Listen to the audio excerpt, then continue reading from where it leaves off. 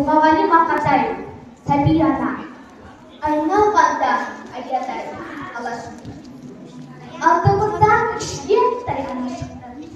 Құрды отырған ауылдыға апарып, жалғыз аяқ соқпақтан адасыпты. Бір қолда батпандай қуршағы, бір қолда ойыншық қылшағы. Екі жассыз үстіді мәпелейді. Бірінші ұрсады. Қарадым да сенкетпей жанарымыз, аушығанға санадым анамыз. Бораны ұлып бетінің жолдағы ұшқан, сылап жатыр далада жаралы қыз. Бәйек болмай отырған жай қалмады. Сонда да ана назарын аудармады. Сәлмекейін өзімен өзі болып, қуыршақ пен қуыршақ алданғаны. Сөзге тартпақ болып естімеді. Адам қалай болмай, адамның құмырынан қысқан не бар? Күнейінде болғаны кеш көреді.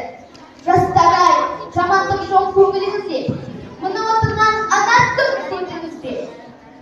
Бір күрсініп ауыда отырған қарт, ана өмірін баяндап берді бізге.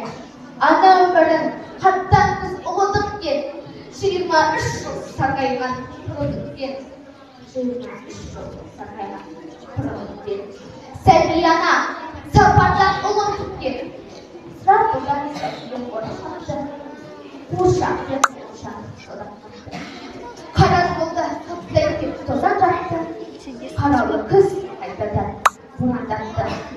Өмір ауыр салмақпен даламенді, қап ара жаңылғысын ала келді.